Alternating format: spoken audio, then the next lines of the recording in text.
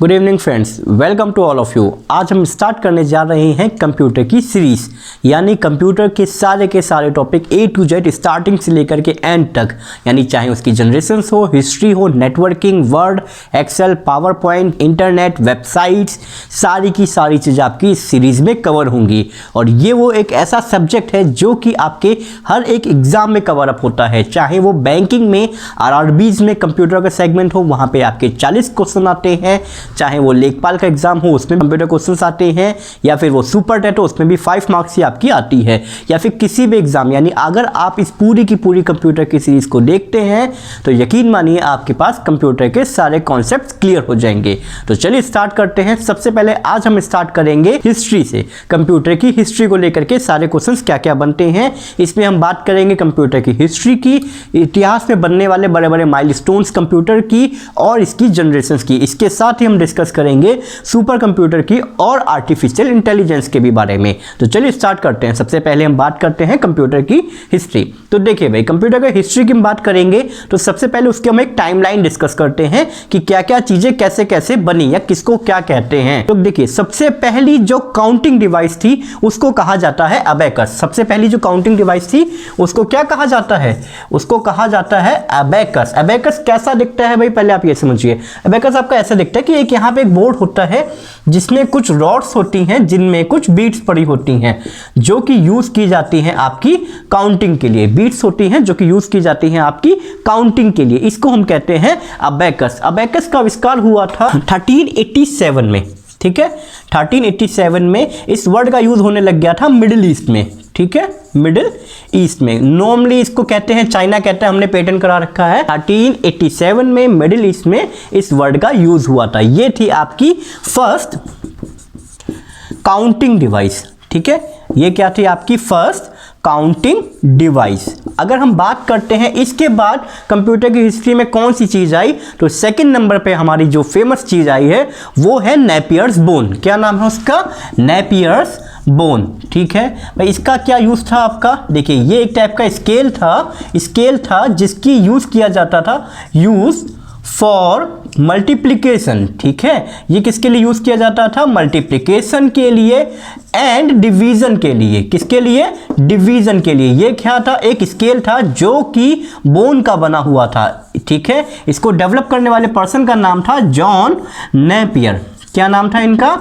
John Napier. John Napier के नाम पे इसका नाम पड़ा था नेपियर्स बोन। अब हम बात करते हैं नेक्स्ट। फर्स्ट काउंटिंग डिवाइस तो हो चुकी है हमारी अबेकस। हम बात करेंगे फर्स्ट कैलकुलेटिव डिवाइस। कौन सी? First calculative device. और कैलकुलेटिव डिवाइस के नाम पे आप सब जानते हैं कौन सी डिवाइस है वो? कैलकुलेटर। कौन सी डिवाइस है? कैलकुलेटर। कैलकुलेटर का आविष्कार किया था 1617 में ब्लेस पास्कल ने। किसने किया था? ब्लेस पास्कल ने, ठीक है। जो बेसिक कैलकुलेटर कहलाता है उसका आविष्कार किया था 1617 में ब्लेस पास्कल ने। ब्लेस पास्कल, ठीक है। इसके लिए इसको कहा जाता है पास्कलिन भी कहते हैं, हम हिंदी में भी लिखते चलेंगे जो डिफिकल्ट वर्ड होंगे, ठीक है। इसको क्या कहते हैं? पास्कलिन, ठीक है, क्योंकि ब्लेस पास्कल ने इसका आविष्कार किया था। इनिशियली कहलाता है आपका। नेक्स्ट हम बात करते हैं कंप्यूटर की हिस्ट्री में। आप सब जानते हैं फादर ऑफ कंप्यूटर कहा जाता है चार्ल्स बेबेज को। किनको कहा जाता है? चार्ल्स बेबेज को। पर बात यह है कि अगर ये आपसे पूछ लिया जाए कि चार्ल्स बेबेज ने बनाया क्या था, क्या बनाया था चार्ल्स बेबेज ने जिसके लिए उन्हें फादर ऑफ कंप्यूटर कहा जाता है, तो वो आंसर आएगा आपका डिफरेंस इंजन, ठीक है, डिफरेंस इंजन। इसके अलावा डिफरेंस इंजन के अलावा इन्होंने बनाया था एनालिटिकल इंजन। एनालिटिकल इंजन, ठीक है। ये क्यों यूज किया जाता था? ये आपकी मैथ में जो डिफरेंशियल कैलकुलस की प्रॉब्लम्स होती हैं उनको सॉल्व करने के लिए यूज किया जाता था। इसके लिए चार्ल्स बेबेज को क्या कहा जाता है? Father of computer. क्या कहा जाता है इन्हें? Father of computer. अब हम बात करते हैं एक ऐसा नाम जिनको कहा जाता है फादर ऑफ मॉडर्न कंप्यूटर। देखिए, आज की डेट में टेक्नोलॉजी एडवांस होती जा रही है, तो जो मॉडर्न टेक्नोलॉजी है जैसे आर्टिफिशियल इंटेलिजेंस, ये किस पर डेवलप्ड है? देखिए, आज के जो कंप्यूटर्स हैं वो बेस्ड होते थे डिफरेंशियल इंजन और एनालिटिकल इंजन पे, इसलिए चार्ल्स बेबेज को कहा जाता है फादर ऑफ कंप्यूटर। पर अगर बात कर ली जाए फादर ऑफ मॉडर्न कंप्यूटर तो वो नाम आएगा आपका एलन ट्यूरिंग, ठीक है, एलन ट्यूरिंग, इन्होंने 1936 में, ठीक है, इन्होंने कब बनाया था? चार्ल्स बेबेज ने इन्होंने बनाया था 1830 में। एलन ट्यूरिंग ने 1936 में बनाया था ट्यूरिंग मशीन, ठीक है, एलन ट्यूरिंग मशीन, इसको कहते हैं ट्यूरिंग मशीन जो इन्होंने बनाई थी। देखिए इतिहास में एक अच्छी चीज़ क्या होती है, आपको डिवाइसेस के नाम नहीं याद रखने होते हैं। क्यों? क्योंकि मोस्टली जो डेवलपर होते हैं वो अपने नाम पे ही चीज़ों के नाम रख देते हैं। इसलिए एलन ट्यूरिंग को कहा जाता है फादर ऑफ मॉडर्न, ठीक है, कंप्यूटर, ठीक है, क्या कहा जाता है? एलन ट्यूरिंग को फादर ऑफ मॉडर्न कंप्यूटर। तो ये हुए हमारे कंप्यूटर की हिस्ट्री की बेसिक टाइमलाइन। तो सबसे पहले एक बार फिर से रिवाइज कर लेते हैं। अबैकस को बनाया गया था 1387 में, सबसे पहले वर्ड यूज किया था मिडिल ईस्ट में, यानी मिडिल ईस्ट में और चाइना में, यूरोप में, इन देशों में यूज किया जाता था। ये थी आपकी पहली काउंटिंग डिवाइस। उसके बाद हमारे पास एक स्केल आया, नेपियर्स बोन, जिसको बनाया था हमारे जॉन नेपियर ने। कब बनाया था? 1617 में, ठीक है, सॉरी 1617 में बनाया था। कैलकुलेटर को आविष्कार किया था ब्लेस पास्कल ने। कब किया था? यहाँ पे गलत लिख दिया था, 1642 हो जाएगा, ठीक है, कैलकुलेटर का आविष्कार किया था 1642 में ब्लेस पास्कल ने, वो मिसप्रिंट हो गया था यहाँ पे आपका।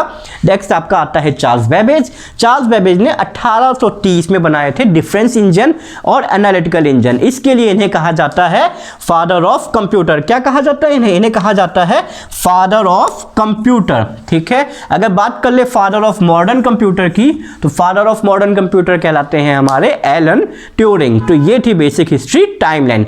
अब हम डिस्कस करते हैं कंप्यूटर की हिस्ट्री में बड़े मेजर कंप्यूटर्स जो कि यूज हुए, जिनका नाम फेमस है, जैसे इनिएक, एडवेक और यूनिवैक। तो अब देखते हैं उनके बारे में, ठीक है। तो इसको हम रफ कर देते हैं। अगर आप लोग ने नोट करते जाइएगा, नोट्स इंपॉर्टेंट है। अगर नोट नहीं किया है तो आप लोग इसका एक बार स्क्रीनशॉट लेते रहिएगा, ठीक है। इसलिए नोट करते जाइएगा, क्योंकि एक बार नोट्स हो जाएंगी चीज़ें, या वीडियो को आप 2 बार देख लेंगे तो आपके सारे के सारे कॉन्सेप्ट्स एकदम क्लियर हो जाएंगे। और हिस्ट्री पर बेस एक भी क्वेश्चन मैं लिख के दे सकता हूँ आपको कि हिस्ट्री पर बेस एक भी क्वेश्चन आपका ऐसा नहीं होगा जो कि कंप्यूटर से आपका इस वीडियो के बाहर जाएगा। चलिए हम बात करते हैं नेक्स्ट हिस्ट्री में आने वाले बड़े बड़े कंप्यूटर। जैसे सबसे पहले आता है आपका इनिएक, ठीक है। इनिएक का फुल फॉर्म होता है आपका electronic numerical integrator and computer, ठीक है। ये क्या था आपका? ये पहली ऐसी डिवाइस थी जो कि फर्स्ट टाइम यूज की गई थी जर्नल पर्पस के लिए। फर्स्टली यूज फॉर, ठीक है, use for journal purpose, firstly use for general purpose. देखिए जनरल पर्पस का मतलब क्या होता है? जनरल पर्पस का मतलब ये होता है कि उस समय पे, जब समय ये बनाया गया था 1920s, 1930s, 1940s का दौर था, वर्ल्ड वॉर चल रही थी, दुनिया में उतनी ज़्यादा एडवांस टेक्नोलॉजी नहीं थी। इसका मतलब ये हो गया कि जो टेक्नोलॉजी यूज़ होती थी या तो वो डिफेंस में यूज़ होती थी या फिर यूनिवर्सिटीज़ में, पर उसके अलावा कहीं और कंप्यूटर का यूज़ अभी नहीं आ रहा था। तो ये था पहला कंप्यूटर जो कि जर्नल पर्पस के लिए डेवलप किया गया था, जैसे मैथ की प्रॉब्लम्स को सॉल्व करने के लिए। इसलिए आपका फेमस होता है इनिएक। सेकंड नंबर पे आता है आपका एडवेक, ठीक है। क्या नाम आता है? एडवेक। इलेक्ट्रॉनिक, जिन लोग को आंसर पता है जल्दी से कमेंट में टाइप कर दीजिएगा। इलेक्ट्रॉनिक डिस्क्रीट का फुल फॉर्म पता है तो बहुत अच्छी बात है। वेरिएबल ऑटोमेटिक कंप्यूटर, ठीक है। Electronic discrete variable automatic computer, ये वो पहली डिवाइस थी जिसने यूज किया था बाइनरी सिस्टम को, ठीक है, रेदर देन किसकी जगह पे? डेसिमल सिस्टम की जगह पे, ठीक है। जिसने यूज किया था बाइनरी सिस्टम को, ना कि डेसिमल सिस्टम को। उससे पहले जो कंप्यूटर थे, जैसे आपका इनिएक हो गया, इनिएक में डेसिमल सिस्टम यूज होता था, जबकि एडवेक में क्या आ गया? आपका बाइनरी सिस्टम आ गया था। एंड थर्ड नंबर की जो फेमस डिवाइस थी वो आपकी थी यूनिवैक, ठीक है। यूनिवैक क्यों फेमस थी भाई? इसका फुल फॉर्म भी बहुत आसान है, यूनिवर्सल ऑटोमेटिक कंप्यूटर, ठीक है। यूनिवर्सल ऑटोमेटिक कंप्यूटर, ये थी आपकी पहली फर्स्ट कमर्शियल डिवाइस, ठीक है। क्या थी ये? First commercial device. कमर्शियल का मतलब क्या होता है भाई? कमर्शियल का मतलब होता है वाणिज्यिक रूप से यूज की जाने वाली डिवाइस, यानी व्यापार के संबंध में यूज की जाने वाली डिवाइस। अभी आपसे बोला हमने कि जो भी उससे पहले कंप्यूटर यूज होते थे या तो वो डिफेंस में यूज होते थे या फिर वो कॉलेजेस में यूज होते थे। यूनिवैक आपकी पहली डिवाइस थी जो कि आपके इतिहास में कमर्शियल पर्पस पे यूज की जाने वाली डिवाइस थी। ये सारे के सारे कंप्यूटर्स आपके आते हैं फर्स्ट जनरेशन में, ठीक है। तो ये थे हिस्ट्री में आने वाले बड़े कंप्यूटर्स। अब हम बात करते हैं कंप्यूटर की हिस्ट्री में जनरेशंस की। देखिए कंप्यूटर में जो होती हैं 5 जनरेशंस होती हैं, इनको आप नोट करते चलिएगा या फिर स्क्रीनशॉट लेते चलिएगा, ठीक है। देखिए हम बात करते हैं किसकी? कंप्यूटर में जनरेशंस की। तो कंप्यूटर में आती हैं 5 जनरेशंस। कौन कौन सी भाई? देखिए भाई, पहली, दूसरी, तीसरी, चौथी, पांचवी। तो अगर हम बात कर लें कि आज की डेट में कौन सी जनरेशन चल रही है, तो कंप्यूटर में आज चल रही है 5वीं जनरेशन।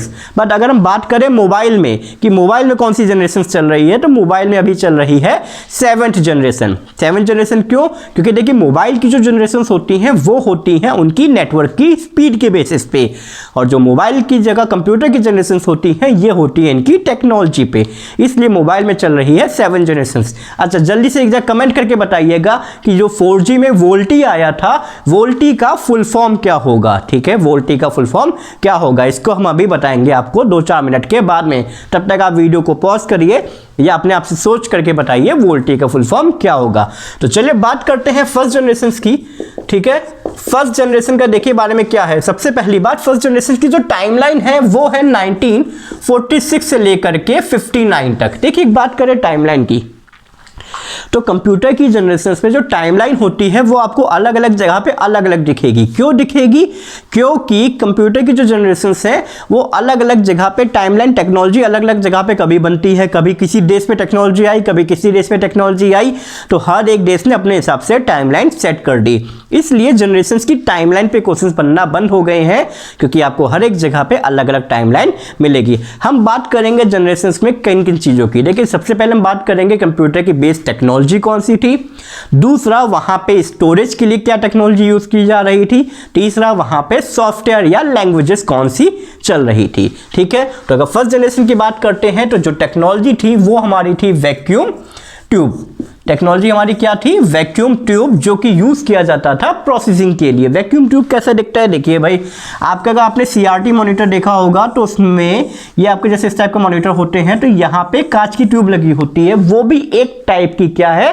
वैक्यूम ट्यूब होता है। या फिर आप बल्ब देख सकते हैं तो वो भी एक टाइप का क्या है? वैक्यूम ट्यूब, यानी एक ऐसी चीज जहां पे डेटा को रखा जाता था स्टोर करने के लिए, ठीक है। अब बात कर ले अगर इस जनरेशन की स्टोरेज के लिए, तो स्टोरेज के लिए यूज किया जाता था मैग्नेटिक ड्रम को, ठीक है। मैग्नेटिक ड्रम देखिए ये है हमारा स्टोरेज, ठीक है, ये है हमारी टेक्नोलॉजी, ठीक है। अब हम बात करते हैं इस जनरेशन में यूज होने वाली लैंग्वेज। तो लैंग्वेज हमारी कौन सी थी? अगर हम बात कर ले लैंग्वेजेस की, तो लैंग्वेज हमारी थी आपकी बाइनरी लैंग्वेज, ठीक है। अभी हमने बात करी थी आपकी कि एडवेक में यूज होने लग गई थी बाइनरी लैंग्वेज, ठीक है, बाइनरी लैंग्वेज। अगर हम बात कर लें एग्जाम्पल की, तो फर्स्ट जनरेशन के जो एग्जाम्पल आए थे, यानी जो बेसिक कंप्यूटर्स बनने लगे थे, वो कौन कौन से थे? वो कंप्यूटर बनने लगे थे हमारे ENIAC और एडवेक। अगर हम बात कर ले तो ये दोनों ही क्या हैं? ये फर्स्ट जनरेशन के कंप्यूटर्स के एग्जाम्पल हैं। अब हम बात करते हैं सेकंड जनरेशन की, ठीक है। तो अगर सेकंड जनरेशन की बात कर लो, इसकी टाइमलाइन है 1959 से लेकर के 65 तक। अगर बेस टेक्नोलॉजी की बात कर ले तो टेक्नोलॉजी है हमारी ट्रांजिस्टर्स। क्या है हमारी? ट्रांजिस्टर है हमारी बेसिक टेक्नोलॉजी। अगर स्टोरेज की बात कर ले तो यहां पे मैग्नेटिक टेप आ गए थे, ठीक है, मैग्नेटिक टेप आ गए थे, इसके अलावा डिस्क आ गई थी, ठीक है। मैग्नेटिक डिस्क का मतलब समझते हैं, जैसे फ्लॉपी एक टाइप की मैग्नेटिक डिस्क है। थर्ड जनरेशन में आते आते हमारी हार्ड डिस्क आ गई थी, वो भी एक टाइप की क्या है? Magnetic disk. मैग्नेटिक टेप की अगर बात करते हैं, जो आपके ऑडियो कैसेट्स या वीडियो कैसेट्स होते थे, जो कैसेट होती थी हमारी, ठीक है, वो भी हमारी एक टाइप के क्या होते हैं? मैग्नेटिक टेप होते हैं। लैंग्वेज की बात कर ले तो इसमें आ गई थी आपकी असेंबली लैंग्वेज, ठीक है, असेंबली लैंग्वेज। असेंबली लैंग्वेज में क्या यूज होते थे, निमोनिक्स यूज होते थे, यानी जैसे अगर ऐड करना है तो उसके लिए यूज किया जाता था ऐड, अगर आपको सब्सट्रैक्ट करना है तो उसके लिए यूज किया जाएगा सब। इस टाइप के कीवर्ड यूज किए जाने लगे थे। अगर हम बात करें इस जनरेशन के एग्जाम्पल्स की, तो इसके एग्जाम्पल्स में आते हैं आपकी, देखिए उस समय पे सबसे फेमस कंपनी जो थी वो थी IBM। तो IBM का 1604 और 7094, ये दो कुछ मॉडल्स थे जो कि सबसे ज़्यादा फेमस थे आपके सेकंड जनरेशन की कंप्यूटर में। अगर हम बात कर ले ट्रांजिस्टर्स की, तो ट्रांजिस्टर्स क्या होते हैं, एक छोटी सी चिप टाइप की होती है, चिप नहीं कह सकते हैं, आपने देखा होगा बोर्ड में सर्किट में ऐसे दो वायर से जुड़ी रहती हैं ऐसी चीज़ें, या फिर कुछ इस टाइप के सेल बने होते हैं जो कि वायर से किसी सर्किट बोर्ड पे जुड़े रहते हैं, तो ये आपके कहलाते हैं ट्रांजिस्टर्स। अच्छा एक चीज़ और देखिए भाई, जब आपका वैक्यूम ट्यूब कांच की होती थी तो कांच की होने की वजह से साइज बहुत बड़ा होता था, एनर्जी बहुत लेते थे, कॉस्टली होते थे, और साइज जो होता था एक घर के बराबर होता था। जब ट्रांजिस्टर्स ने रिप्लेस किया वैक्यूम ट्यूब को तो क्या हुआ, साइज घटा, जो कंप्यूटर एक घर के बराबर आते थे वो एक टेबल के बराबर आने लग गए, ठीक है, एनर्जी घटी एंड कॉस्टिंग घटी।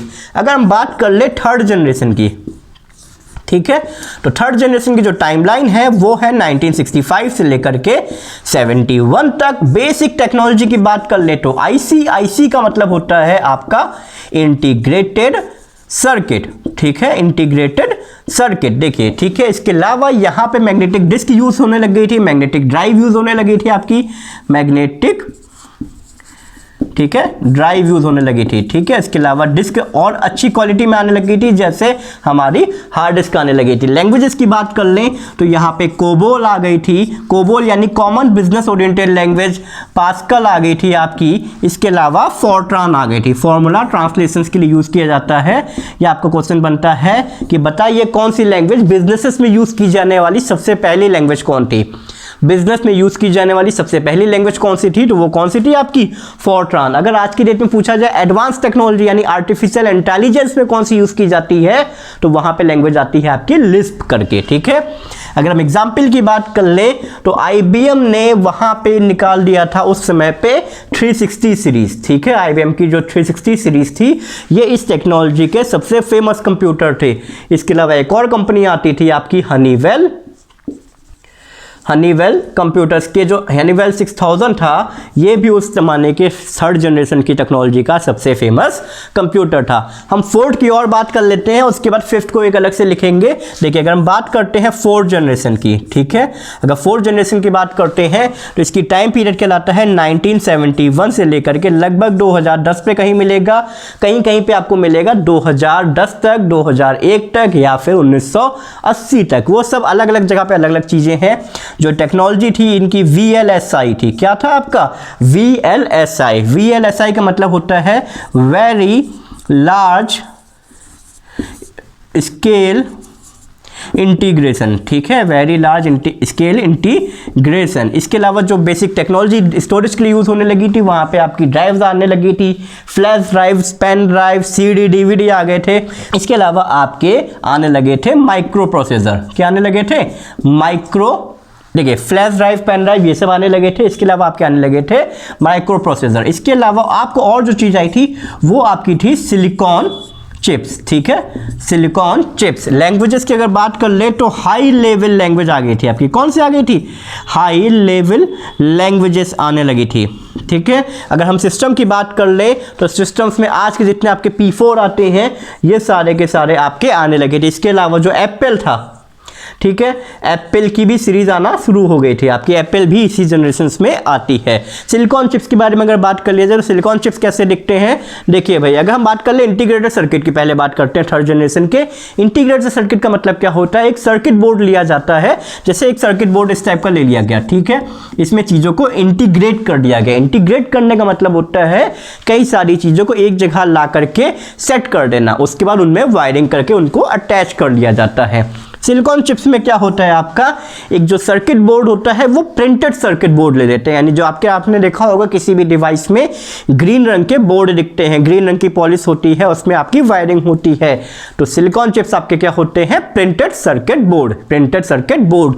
और इतने ज़्यादा इंपॉर्टेंट है कि भारत में जैसे बेंगलोर को आईटी सिटी भी कहते हैं और उसको भारत का सिलिकॉन वैली भी कहते हैं। In the same way America में, कैलिफोर्निया में सैन फ्रांसिस्को को भी सिलिकॉन वैली कहा जाता है बिकॉज ऑफ उनकी टेक्नोलॉजी, क्योंकि वहां पे हर एक जगह पे आपको आईटी इंडस्ट्री दिखती है। इवन दुनिया की सबसे फेमस कंप्यूटर कंपनीज कहां पे है आपकी, सिलिकॉन वैली में। अब इसका एक बार स्क्रीनशॉट ले लीजिएगा, कुछ अगर इंपॉर्टेंट आपको लगे तो नोट कर लीजिएगा और समझ लीजिएगा। तो चलिए बात करते हैं 5th जनरेशन की, पर उससे पहले जो 4th जनरेशन है, ये चारों जनरेशन हैं, इन चारों में कौन कौन से क्वेश्चंस बनते हैं एक बार हम देख लेते हैं। देखिए क्वेश्चंस कैसे बनते हैं। आपसे सबसे पहले पूछा जाए कि ENIAC किस जनरेशन का एग्जांपल था, तो हमारा किस जनरेशन का एग्जांपल था, आपका 1st जनरेशन का। ENIAC का फुल फॉर्म क्या होता है, या ENIAC में I का मतलब क्या होता है, इंटीग्रेटर। जैसे C का मतलब क्या होता है, कंप्यूटर। A का मतलब क्या होता है, एंड। ठीक है, इस तरीके से। एडवैक में D का मतलब क्या होता है, डिस्क्रीट। इस टाइप से आते हैं क्वेश्चंस।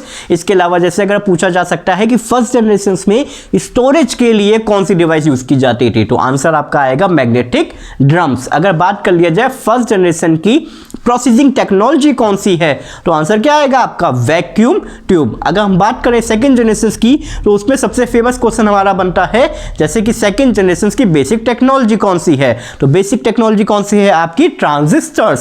स्टोरेज के लिए यूज किए जाते थे, मैग्नेटिक डिस्क आ गई थी आपकी, इसके अलावा मैग्नेटिक ड्राइव आ गई थी। ठीक है, इसके अलावा अगर 3rd जनरेशन की बात कर लें तो वहां पे आते हैं आपके आईसी। आईसी का फुल फॉर्म क्या होता है, इंटीग्रेटेड सर्किट। ठीक है, इसके अलावा जैसे एप्पल किस जनरेशन में लॉन्च हो गया था, तो वो आपका आ गया था 4th जनरेशन में। हालांकि कुछ कंप्यूटर्स इसके 3rd जनरेशन में टाइम चल रहा था। ठीक है, जैसे अगर बात करी जाए 4th जनरेशन की टेक्नोलॉजी क्या थी, तो वो थी आपकी VLSI। VLSI का मतलब होता है वेरी लार्ज स्केल इंटीग्रेशन। देखिए इसका मतलब क्या होता है, देखिए इसका मतलब होता है कि कोई एक इंटीग्रेट जो चीजें की जा रही हैं वो बहुत बड़े लेवल पे इंटीग्रेट की जाने लगी हैं। यानी इसका फर्क क्या पड़ा आपका, जो कंप्यूटर्स थे आपके वो समराइज होते होते पूरे बोर्ड पे आते आते एक छोटे से छोटे कंप्यूटर में आ गए थे, एक छोटी सी टेबल पे आ गए थे। अगर हम देख लेंगे VLSI का मतलब आप जो एक अपना पीसी देखते हैं एक तरीके का, तो पीसी क्या है, एक प्रिंटेड सर्किट बोर्ड होता है जिस पे पूरा का पूरा कंप्यूटर असेंबल कर दिया जाता है। मदरबोर्ड भी इसी पे, रैम भी इसी पे, रोम भी इसी पे, प्रोसेसर भी इसी पे। ये है आपका VLSI यानी वेरी लार्ज स्केल इंटीग्रेशन। हम बात कर ले लैंग्वेजेस पे कि जैसे 1st जनरेशन की लैंग्वेज क्या थी, तो वो थी आपकी बाइनरी लैंग्वेज। 2nd जनरेशन की लैंग्वेज आपकी थी असेंबली लैंग्वेज। 3rd जनरेशन में से पूछा जाता है कि कोबोल कौन सी जनरेशन की लैंग्वेज है, तो कोबोल किस जनरेशन की लैंग्वेज है, 3rd जनरेशन की लैंग्वेज है। बाइनरी लैंग्वेज कौन सी जनरेशन में यूज की जाती थी, तो वो 1st जनरेशन में यूज की जाती थी। असेंबली लैंग्वेज में कैसे कोड यूज किए जाते हैं, तो निमोनिक्स टाइप के आपके कोड यूज किए जाते हैं। हाई लेवल जनरेशन आपके आ गई थी 4th जनरेशन पे आते आते। ठीक है, अब हम बात करते हैं 5th जनरेशन की, जहां पर हम बात करेंगे सुपर कंप्यूटर और आर्टिफिशियल इंटेलिजेंस और बाकी सारी चीजों की। ठीक है, तो अब बात करते हैं 5th जनरेशन की। तो देखिए 5th जनरेशन की जो बेस टेक्नोलॉजी थी वो हमारी थी ULSI। ठीक है, ULSI का मतलब क्या होता है, चलिए जल्दी से कमेंट करके बताइए ULSI। अच्छा चलिए ULSI मत बताइए, आपको मैंने थोड़ी देर पहले पूछा था वोल्टी का फुल फॉर्म क्या होता है, जो 4th जनरेशन में हुआ आया था आपका। ठीक है, वोल्टी का फुल फॉर्म, तो देखिए वोल्टी का फुल फॉर्म होता है voice over long term evolution. चलिए अब बात करते हैं हम 5th जनरेशन की। 5th जनरेशन की देखिए जो टेक्नोलॉजी थी वो हमारी कहलाती है ULSI। ठीक है, ULSI का मतलब होता है अल्ट्रा लार्ज स्केल इंटीग्रेशन। ठीक है, अल्ट्रा लार्ज स्केल इंटीग्रेशन। अगर इसके हम स्टोरेज की बात कर ले, क्लाउड स्टोरेज आने लग गया है। ठीक है, देखिए क्लाउड स्टोरेज का मतलब क्या होता है, क्लाउड स्टोरेज का मतलब होता है ऐसा नहीं कि बादलों में जाकर के स्टोरेज किया जा रहा है। क्लाउड स्टोरेज का मतलब होता है ओवर द इंटरनेट। आपने कोई भी डेटा इंटरनेट पे रख दिया। इंटरनेट पे रखने का मतलब क्या होता है, बहुत सारी ऐसी कंपनीज होती हैं जो कि अपनी हार्ड डिस्क स्टोरेज बहुत सारी लगा करके नेट पे रख देती हैं, और आप डेटा इंटरनेट पे रखते हो और वो इंटरनेट से स्टोर करके अपने पास रखती हैं। वो अपनी हार्ड डिस्क को परमानेंटली ऑनलाइन रखते हैं कि कभी भी आप इंटरनेट से अपना डेटा को ले सकते हैं। तो ये आपका कहलाता है क्लाउड स्टोरेज, ना कि हम कहते हैं बादलों पर स्टोर करने के लिए। अगर 5th जनरेशन की बात कर ले लैंग्वेज की, तो लिस्प एक लैंग्वेज आती है जो कि आपकी यूज की जाती है किसके लिए, AI के लिए, ठीक है। तो अगर हम बात कर ले जनरेशन की, तो यहाँ पे टेक्नोलॉजी में एक चीज आपकी ULSI हो गया, इसके अलावा हमारे सुपर कंप्यूटर भी आते हैं, ठीक है, सुपर कंप्यूटर। इसके अलावा हमारे आती है आर्टिफिशियल टेक्नोलॉजी, ठीक है, या आर्टिफिशियल इंटेलिजेंस, ठीक है, यानी जिसको हम कहते हैं AI, ठीक है, इंटेलिजेंस, ठीक। ये थी हमारी बात 5th जनरेशन की। अब एक बार बात कर लेते हैं थोड़े से सुपर कंप्यूटर्स की, कि सुपर कंप्यूटर्स पे किस टाइप के क्वेश्चंस बनते हैं, ठीक है। तो 5th जनरेशन की एक बार रिवाइज करा देते हैं। टेक्नोलॉजी कौन सी थी आपकी, ULSI, ultra large scale integrations. Artificial intelligence में यूज होने वाली लैंग्वेज कौन सी है, तो वो है आपकी लिस्प, ठीक है। अगर हम बात कर लेते हैं यहाँ पे कि स्टोरेज कहाँ पे होने लग गया है आजकल, वो होने लगा है क्लाउड स्टोरेज। जैसे बहुत सारे आते हैं, ड्रॉपबॉक्स आता है, जीमेल है, गूगल ड्राइव है, ये भी आपका एक तरीके से क्लाउड स्टोरेज का ही एग्जाम्पल है, ठीक है। चलिए अब बात करते हैं हम सुपर कंप्यूटर की। तो देखिए भाई, सुपर कंप्यूटर में क्या क्वेश्चंस बनते हैं कि दुनिया का सबसे पहला सुपर कंप्यूटर किस कंपनी ने बनाया था या किस देश ने बनाया था, ठीक है। तो देखिए हम बात करते हैं सुपर कंप्यूटर की, सुपर कंप्यूटर, ठीक है, सुपर कंप्यूटर, ठीक है। तो भाई देखिए, अगर दुनिया की हम बात कर लें वर्ल्ड का और हम बात करेंगे इंडिया का, ठीक है, दोनों चीजें जरूरी हैं। अगर हम बात कर ले फर्स्ट, ठीक है, वर्ल्ड का जो फर्स्ट सुपर कंप्यूटर था वो बनाया था क्रे कंपनी ने, ठीक है, क्रे ने जो उसका मॉडल था, मॉडल का नाम था उसका CDC 6600। अगर हम बात करें इंडिया की, तो इंडिया का सुपर कंप्यूटर जो था उसका नाम था परम शिवाय, ठीक है, परम शिवाय, ठीक है। इंडिया का पहला सुपर कंप्यूटर कौन सा था, लोग कहते हैं परम नाम आता था, पर परम से हम अब आप पूरा नाम याद करेंगे परम शिवाय। क्यों नाम याद करेंगे, देखिए इसका आंसर है अगला, कि अगर दुनिया का फास्टेस्ट सुपर कंप्यूटर की बात कर लेते हैं, ठीक है, फास्टेस्ट की बात कर लेते हैं, तो जो फास्टेस्ट सुपर कंप्यूटर है वो है हमारा फुगाकू। क्या नाम है, फुगाकू, जिसको डेवलप किया है हमारे जापान ने। तो क्रे जो था इसको डेवलप किया था हमारे USA ने, ठीक है, यानी अमेरिका में। और अगर हम बात कर ले fastest super computer of India की, अगर इंडिया की इस समय की बात करते हैं तो उसका नाम है परम सिद्धि, ठीक है, परम सिद्धि। अगर आप वीडियो देख रहे हो 2021 में, तो 2021 का सबसे फास्टेस्ट सुपर कंप्यूटर है आपका परम सिद्धि। इससे थोड़े समय पहले यानी 2020 में जो था, जो फर्स्ट नंबर पे था, वो आपका आ चुका है अब सेकंड पे, उसका नाम है प्रत्यूष, ठीक है, प्रत्यूष। आपका जस्ट अभी लेटेस्ट अपडेट आए हैं कि जो एक नई लिस्ट आई है जिसमें आपका सुपर फास्टेस्ट कंप्यूटर है, वहां पे परम सिद्धि ने रिप्लेस कर दिया है प्रत्यूष को। तो अब बात करते हैं सुपर कंप्यूटर में बनने वाले क्वेश्चंस। तो दुनिया का सबसे फास्टेस्ट सुपर कंप्यूटर कौन सा है, तो वो है आपका फुगाकू, डेवलप बाय जापान। अगर दुनिया का पहला सबसे फास्टेस्ट सुपर कंप्यूटर कौन सा था, पहला सुपर कंप्यूटर कौन सा था, तो आंसर आएगा क्रे के आगे हम बात कर सकते हैं CDC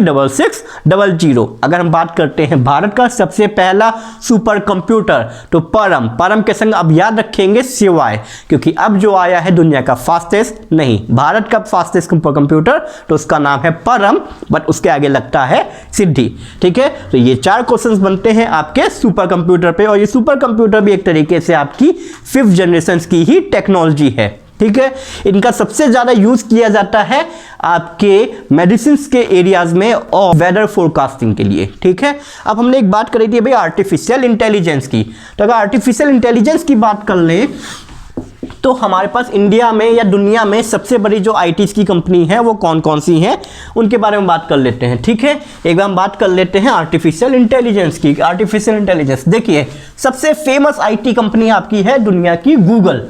तो अगर बात की जाए कि गूगल का जो AI प्रोजेक्ट है, ठीक है, अगर गूगल का जो AI प्रोजेक्ट है, AI सॉफ्टवेयर है, उसका क्या नाम है, तो गूगल के AI सॉफ्टवेयर का नाम है आपका गूगल असिस्टेंट, आप सभी के मोबाइल में आपने ध्यान दिया होगा गूगल असिस्टेंट। ये क्या करता है, आप जस्ट कहते हैं ओके गूगल और गूगल में आपका गूगल असिस्टेंट ऑन हो जाता है। ठीक है, इसका मतलब क्या होता है, वो आपको सारे अच्छा एआई का मतलब क्या होता है, आर्टिफिशियल का मतलब क्या होता है, जो चीज़ आपकी नेचुरल ना हो, और इंटेलिजेंस का मतलब क्या होता है, जो चीज़ आप क्वेश्चन पूछो और वो आपको आंसर दे। तो आर्टिफिशियल इंटेलिजेंस का मतलब अगर कोई डिवाइस आपके क्वेश्चन का आंसर देने लगे तो उससे हम कहते हैं आर्टिफिशियल इंटेलिजेंस। ठीक है, तो गूगल का आर्टिफिशियल इंटेलिजेंस ऐसे आप उससे बोल सकते हैं कि गूगल असिस्टेंट से कह सकते हैं कि डायल दिस नंबर, तो वो ये नंबर आपके लिए डायल कर देगा। अगर हम बात करें माइक्रोसॉफ्ट की, ठीक है, तो माइक्रोसॉफ्ट का जो एआई प्रोजेक्ट है उसका नाम है कोर्टाना। ठीक है, क्या नाम है, कोर्टाना। अगर हम बात करें सबसे फेमस मोबाइल कंपनी जो एप्पल है आपका, इनका कौन सा प्रोजेक्ट है, तो इसका नाम है सीरी। ठीक है, एप्पल के एआई प्रोजेक्ट का नाम कौन सा है, सीरी। एंड लास्ट अमेजॉन, अमेजॉन की अगर हम एआई प्रोजेक्ट का नाम बात करें तो इसमें सबसे ज़्यादा फेमस यही आ रहा है जिसका नाम है एलेक्सा।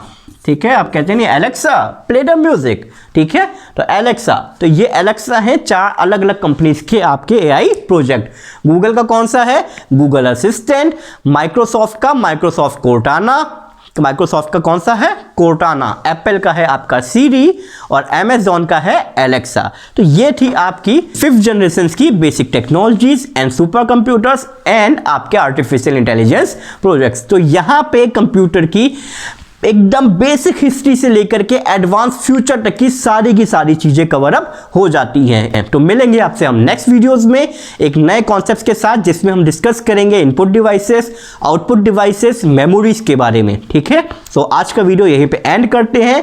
इस पर बेस आपको वीडियो कैसा लगे आप कमेंट करिएगा, और इसमें जो भी आपको डाउट्स हों, यानी आर्टिफिशियल इंटेलिजेंस पे, सुपर कंप्यूटर पे, हिस्ट्री में, किसी भी चीज पे कंप्यूटर से रिलेटेड कोई भी डाउट हो तो आप कमेंट्स में हमसे पूछ सकते हैं। Thank you all of you.